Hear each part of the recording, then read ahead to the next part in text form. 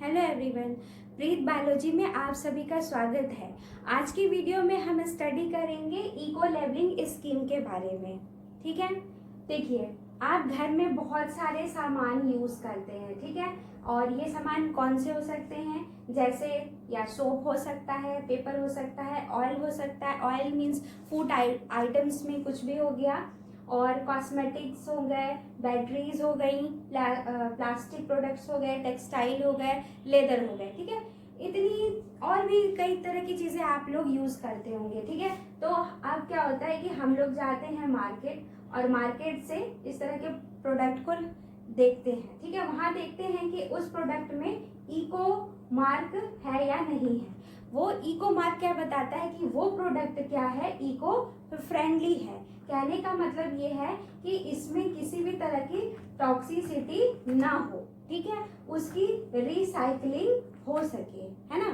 तो ये eco mark ये चीज बताता है। तो जब हम ये सारे प्रोडक्ट्स को खरीदते हैं तो हम ये देखते हैं, और हम ऐसे ही प्रोडक्ट को अपने साथ में लेके घर आते हैं। ठीक है, तो अब ये जो इको मार्क यहाँ लगा हुआ है इस प्रोडक्ट में, तो इसको कोई लगाता है, कौन, जैसे गवर्नमेंट ऑफ इंडिया। ठीक है, वो ऐसा उसने क्या किया, डिसाइड कर लिया है हर प्रोडक्ट का। मान लीजिए सोप बनाना है, ठीक है, तो कौन से केमिकल से बनना चाहिए, कितने टेम्परेचर पे बनना चाहिए, और उसमें क्या क्या चीजें मिलानी चाहिए। तो ये सब एक जो होता है ना मानक जो बना रखा है इंडिया ने, ठीक है, एक स्टैंडर्ड होता है, इंडियन स्टैंडर्ड मार्क जैसे बोलते हैं। तो अगर उस मानक के हिसाब से वो प्रोडक्ट बना है, ठीक है, तो इसका मतलब क्या है कि वो क्या है, इको फ्रेंडली है। ठीक है, तो ये अब इस सोप को जिसने बनाया होगा, कोई मैन्युफैक्चरर होगा, तो वो क्या करेगा, जाके इनसे बात करेगा, ठीक है, इंडिया की गवर्नमेंट से, और फिर वो क्या करेगा, अपने प्रोडक्ट की इको लेबलिंग करवाता है, इको मार्क लगवाता है, अगर उसका प्रोडक्ट सही हुआ तो। ठीक है ना, तो ये एक वॉलेंट्री प्रोसेस है। वॉलेंट्री प्रोसेस है मतलब कि अगर इच्छा है तो वो मैन्युफैक्चरर वहां जाएगा और बात करेगा। और ऐसा इसलिए क्योंकि अब क्या है, लोग पढ़े लिखे हैं और लोग ऐसे ही प्रोडक्ट को परचेस कर रहे हैं जो कि इन्वायरमेंट फ्रेंडली हो। ठीक है, तो इस तरह का वो करवाएगा इको लेबलिंग। ठीक है, तो उससे क्या होगा कि इन्वायरमेंट में सस्टेनेबल डेवलपमेंट को क्या होगा, बढ़ावा मिलेगा कहीं ना कहीं से। अभी उसके ऑब्जेक्टिव्स में बताऊंगी। तो ये हो गया इको लेबलिंग स्कीम। और इस स्कीम को शुरू कैसे हुआ था, जो गवर्नमेंट ऑफ इंडिया की एक ये है, ministry of environment and forest department है। ठीक है, इन्होंने 21 फेब को 1991 में ये स्कीम क्या की थी, शुरू की थी। देखिए ये जो इको लेबलिंग स्कीम है ना, ये क्या है, हर देश के लोग इसको अपनाते हैं, हर देश का जो गवर्नमेंट है वो इसको अपनाती है। लेकिन कहीं इसका कुछ नाम होता है, कहीं कुछ नाम होता है। जैसे अगर इंडिया, जापान और साउथ कोरिया, ये जो कंट्रीज हैं, ये अपने इस तरह के प्रोडक्ट को जो इको फ्रेंडली है उसको इको मार्क बोलती हैं।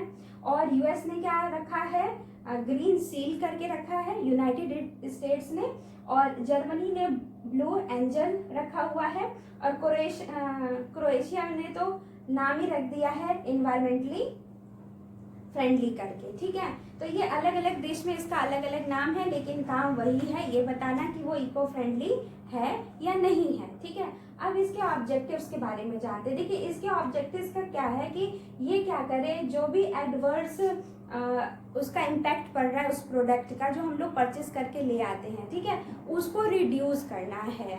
और दूसरा क्या है कि लोग ये तय कर पाए, डिसीजन ले पाए कि वो प्रोडक्ट उनको खरीदना चाहिए है या नहीं। ठीक है, तो इसको बढ़ावा देना। तो जब लोगों को ये समझ में आने लगेगा, लोग वैसे ही प्रोडक्ट खरीदेंगे, इसका मतलब जो है कंट्री के जो सिटीजन्स हैं वो अवेयर हो जाएंगे अपने इन्वायरमेंट को लेकर कि हमें ऐसे प्रोडक्ट ही परचेस करने हैं जो इन्वायरमेंट फ्रेंडली हो और सस्टेनेबल डेवलपमेंट के लिए, मैनेजमेंट के लिए ये सारी चीज़ें अच्छी हों। ठीक है ना, तो ये सारे इनके ऑब्जेक्टिव्स हैं। अब हम जानेंगे मैकेनिज्म ऑफ द स्कीम। ये जो इको लेबलिंग स्कीम है इसका मैकेनिज्म क्या है। देखिए जो ministry of environment and forest department है उन्होंने 2 कमेटी बनाई हुई है। एक है स्टीयरिंग कमेटी और दूसरी है टेक्निकल कमेटी। ठीक है, स्टीयरिंग कमेटी और टेक्निकल कमेटी ये दोनों ने मिलकर इन्होंने डिसाइड किया हुआ कि इनको क्या काम करना है और इनको क्या काम करना है। जैसे स्टीयरिंग कमेटी का काम क्या है कि ये ऑर्गेनाइजेशन, जैसे सिर्फ गवर्नमेंट ही नहीं इंडिया की, और भी कोई अगर ऑर्गेनाइजेशन इससे जुड़ना चाहता है, ठीक है, तो उसको भी ये देखती है, उन लोगों से भी बात करती है और स्ट्रेटजी तैयार करती है कि आगे इकोमार्क की स्ट्रेटजी और क्या होगी, फ्यूचर में क्या क्या चेंजेस और लाए जा सकते हैं इस तरह का। और तीसरा काम इनका क्या होता है कि प्रमोट करना, मतलब कि कंज्यूमर को एक तरह से उनके अंदर अवेयरनेस ले आना कि वो क्या करें, कि वैसे तो सामान तभी ना खरीदेंगे जब मैन्युफैक्चरर क्या करेगा कि उन सारी चीज़ों को क्या करेगा, एक तो टेस्टिंग भी करवाए। ठीक है, लोग भी चाहे तो टेस्टिंग करवा सकते हैं अगर उनको डाउट होता है कि सामान में कुछ गड़बड़ी है, ये है या नहीं है, तो उसके लिए भी तो वो सारी चीज़ें भी ये देखती है, कमेटी देखती है। ठीक है, स्टीयरिंग कमेटी। और कोई रिसर्च हो रहा हो तो मतलब उसका काम भी ये देखेगी। अब टेक्निकल का काम क्या होगा कि कोई भी स्पेशल जो भी प्रोडक्ट है उसको आइडेंटिफाई करना, ठीक है, कि वो इको मार्क लायक है या नहीं है। हर जगह लेबोरेटरी भी तो सेट करनी पड़ेगी ना, क्योंकि भाई अलग अलग जगह पे इंडस्ट्री है जो चीज़ें बना रही हैं, तो वो पूरे इंडिया में एक जगह तो होंगी नहीं, तो हर जगह पे क्या है, लेबोरेटरी को वहाँ पे उसका सेटअप करना, जो जो चीज़ें चाहिए उसके लिए उस लैब में रखना। ठीक है, तभी तो वहाँ पे टेस्टिंग हो सकती है। उसके बाद उसका मापन करना, मूल्यांकन करना, है ना, इवोल्यूशन करना कि वो सही है या नहीं है, और उसका इम्प्लीमेंटेशन करना किसके द्वारा, ये BSI जो भी हम बात करेंगे। और उसके बाद एक्सपर्ट का जो पैनल है जो इसके ऊपर चर्चा करे, इन सारी चीज़ों को रेगुलेट करे, ठीक है, बताए कि हाँ क्या सही है क्या गलत है। तो ये दोनों कमेटी जो है ये मिलके ये सारा काम करती हैं। ठीक है, लेकिन इसमें जो इम्पोर्टेंट है पढ़ना है वो क्या है, BSI के बारे में थोड़ा सा। BSI क्या है, ब्यूरो ऑफ इंडियन स्टैंडर्ड्स है, इसका फुल फॉर्म है। और इनका भी ये ऑब्जेक्टिव है, ये क्या काम करते हैं, इनका बहुत बड़ा रोल होता है। इन्हीं का काम होता है assess the product for eco mark, certified the product for award of eco mark. अब किसी इंडस्ट्री को अगर इसका सर्टिफिकेट चाहिए होगा ना, सिर्फ और सिर्फ प्रोडक्ट पे वो इको मार्क का सिंबल लगा देने से तो कुछ होगा नहीं, है ना।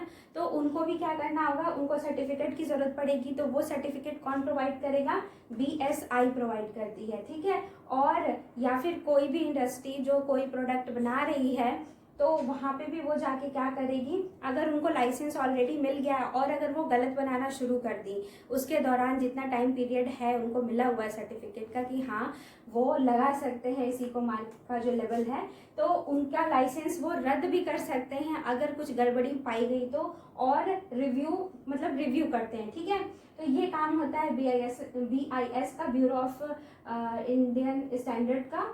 और यहाँ पर जो है इको मार्क लोगो है, देख लीजिए ये लोगो कैसा होता है, ये पॉट बना हुआ है जैसे मटका होता है ना, वही है, और अर्थन पॉट है, तो ये है अर्थन पॉट है। ये जो अर्थन पॉट है इसका कुछ मतलब है, ये एक मैसेज देता है जब हम सामान खरीदते हैं, तो ये क्या मैसेज देता है कि अर्थ जिस तरह किसी भी हजार्डस सब्सटेंस को नहीं प्रोड्यूस करता है, इसी तरह वो प्रोडक्ट भी किसी भी इस तरह का हजार्डस सब्सटेंस से उनको प्रोड्यूस ना करता हो, और वो बना भी अच्छी तरीके से हो, और उसकी जब रिसाइकलिंग भी हो सके। ठीक है, तो इस पॉट का ये जो लोगो है इसका यही मतलब है, इसीलिए इसको सिलेक्ट किया गया है। ठीक है, और उसके बाद आते हैं कि क्राइटेरिया फॉर इको मार्क, इसका क्राइटेरिया क्या है। ठीक है, तो क्राइटेरिया ये है कि ये क्या होना चाहिए, लेस पोटेंशियल फॉर पॉल्यूशन। जो प्रोडक्ट है उनका वो कैसा बना होना चाहिए, जो हम परचेस करते हैं मार्केट से हाउस होल्ड के लिए, तो वो होना चाहिए पहले तो वो क्या करे प्रोडक्शन के टाइम पे, और जब वो यूज़ हो रहा हो, और जब हम उसको फेंक दें, तीनों टाइम की बात हो रही है। खरीद के हम लोग लाए, ठीक है, उससे पहले तो वो बन चुका होगा, और उसके बाद हम लोग उसको यूज़ किए हैं, ठीक है, और उसके बाद हम फिर उसको फेंक देते हैं। इन तीनों प्रोसेस में क्या है, वो पॉल्यूशन कम करे, ठीक है, पॉल्यूट कम करे एनवायरनमेंट को, एटमॉस्फेयर को, ठीक है। उसके बाद क्या है, वो प्रोडक्ट क्या होना चाहिए, रिसाइकल्ड होना चाहिए, रिसाइक्लेबल होना चाहिए, यानी कि किसी भी रिसाइकल्ड प्रोडक्ट से फिर वो बना हुआ हो, और बायोडिग्रेडेबल हो, यानी कि फिर से वो क्या हो सके, फिर से वो अपने फॉर्म में वो आ सके, ठीक है। अब ऐसे नहीं है कि वो बहुत लंबे टाइम तक वैसे इन्वायरमेंट में पड़ा रहे, ठीक है, उसको बायोडिग्रेड ना किया जा सके। और उसके बाद तीसरा क्राइटेरिया क्या है कि ये देखना है कि वो जो प्रोडक्ट है जो हम मार्केट से ले आते हैं वो नॉन रिन्यूएबल रिसोर्सेज को ज़्यादा से ज़्यादा सेव करें, ठीक है। रिन्यूएबल सोर्सेज जिसको कि हम बार बार यूज़ कर लेते हैं, नॉन रिन्यूएबल सोर्सेज यानी जैसे कोयला वगैरह हो गया, तो ये क्या है, ये आज है और ये कल ख़त्म हो जाएगा, तो इनको वो बचाए, यानी उनका कम से कम यूज़ रहे, तभी तो वो बचेंगे। तो ये 3 क्या है, क्राइटेरिया हैं जिनको कि प्रोडक्ट में देखा जाता है, तब उसको इको मार्क दिया जाता है, ठीक है। उसके बाद क्या है कि ये प्रोडक्ट जो रहेगा उसकी क्या स्पेसिफिक रिक्वायरमेंट है, ठीक है। अब जब उसका डिटरमाइन होगा, कोई इंडस्ट्री वाला अपना प्रोडक्ट लेके जाएगा, या मान लीजिए हम लोग ले गए उस प्रोडक्ट को, ठीक है, या मान लीजिए उसी की बात करते हैं इंडस्ट्री वाले की, जो मैन्युफैक्चरर है, जब उसको लाइसेंस लेना होगा, ठीक है, BIS से जब उसको लाइसेंस लेना होगा, क्यों वो लाइसेंस लेगा, चाहता तो वो नहीं लेता, इसलिए लाइसेंस लेगा क्योंकि अब लोग उसी प्रोडक्ट को खरीदेंगे जो कि इको फ्रेंडली होगा, उन प्रोडक्ट को खरीदेंगे ही नहीं। तो जब वो प्रोडक्ट को खरीदेंगे ही नहीं तो इसमें इंडस्ट्री वाले मजबूर हो जाएंगे अच्छा प्रोडक्ट बनाने के लिए, ठीक है। तो इसलिए वो BIS के पास जाएगा और अपना प्रोडक्ट उनको दिखाएगा, और जब वो अपना प्रोडक्ट उनको देगा तो क्या वहाँ देखा जाएगा कि उनका रॉ मटेरियल क्या है, किन किन चीज़ों से बना है, कौन सा नेचुरल रिसोर्सेज उसमें यूज़ हुआ है।